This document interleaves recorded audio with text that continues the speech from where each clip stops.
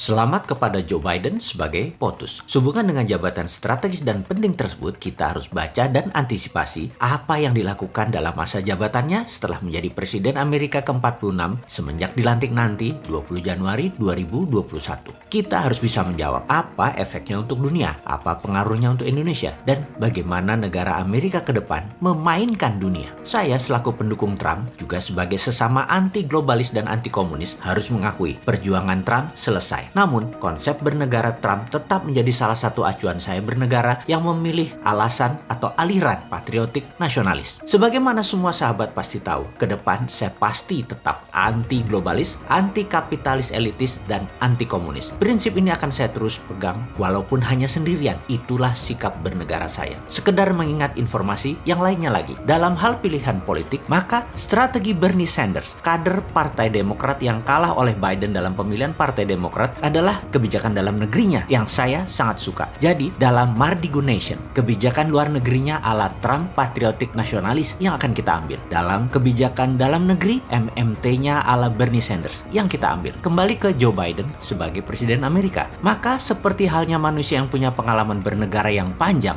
jabatan strategis itu bukan menteri yang akan dipilih dahulu, tetapi jabatan siapa pemimpin lembaga intelijen dan pertahanan seperti NSC, FBI, DIA, dan CIA. Maka jabatan Direktur CIA menggantikan Gina Haspel adalah orang Joe Biden yang saya perkirakan adalah Michael Morell yang saat ini adalah Wakil Direktur CIA. Dia adalah orang lama yang sangat loyal kepada Clinton, Obama, juga Biden. Kita lompat sebentar untuk mengingat ada sebuah undang-undang yang dibuat oleh Partai Demokrat zaman Obama yang dikawal oleh beliau dulu dan timnya yang harus kita awasi dari sisi Indonesia adalah mereka mengusulkan Undang-Undang Foreign Relation Authorization Act yang spesifik membahas tentang Papua. Hati-hati, ini buat Indonesia. Lalu, gerakan CIA zaman Michael Morell waktu masih muda adalah mendukung gerakan Kosovo Liberation Army yang kemudian mendirikan sebuah negara baru. Sekali lagi, hati-hati dengan demokratnya Amerika. Pak SBY sudah merasakan dengan banyaknya bom meletus waktu itu, Obama presidennya dari Demokrat. Soekarno sudah merasakan dengan dilengserkannya posisinya, yaitu presiden kala itu adalah LBJ, Lyndon B. Johnson dari Partai Demokrat juga. Soeharto sudah merasakan dengan serangan ekonomi hitman di zaman Clinton. Habibie sudah merasakan juga di zaman Clinton juga presiden Amerikanya, yaitu lepasnya Timur Timur. Operasi CIA selalu dimainkan oleh mereka Partai Demokrat. Gerakan insurgensi adalah ciri dari mereka. Kalau Partai Republik perangnya di permukaan, Partai Demokrat warfare-nya pakai CIA operation dan shadow. Saya jadi takut urusan Papua. Itu saja. Kalau sama Trump, saya nggak takut Indonesia bakal belah karena bukan targetnya Trump. Trump musuhnya Tiongkok dalam hal dagang dan ideologi demokrasi Amerika versus komunisme juga dengan Tiongkok. Namun Demokrat beda game plan mereka. Mudah-mudahan data saya ini adalah data lama, bukan data masa depan. Namun sebagai seorang yang menganalisa belasan tahun diajarkannya adalah pakai threat analysis. Maka data lama, kebiasaan lama seseorang selalu dipertimbangkan sebagai bahan pembanding di dalam saya menganalisa threat analysis. Kita buka strategi Madam Secretary Hillary Clinton yang terkenal dengan perkataannya pivot to Asia. Ini akan menjadikan perebutan sumber daya alam ke arah Asia. Front Timur Tengah untuk energi, minyak dan gas bumi, dan Asia Tenggara untuk sumber daya alam mineral seperti baterai dan lain sebagainya. Maka apa yang Tiongkok lakukan di Indonesia akan juga diikuti oleh Amerika. Di mana zaman Trump, ground floor-nya adalah di negara masing-masing. Tiongkok, Amerika dengan perang dagang. Zaman Biden yang diperebutkan adalah sumber daya alam yang ground floor-nya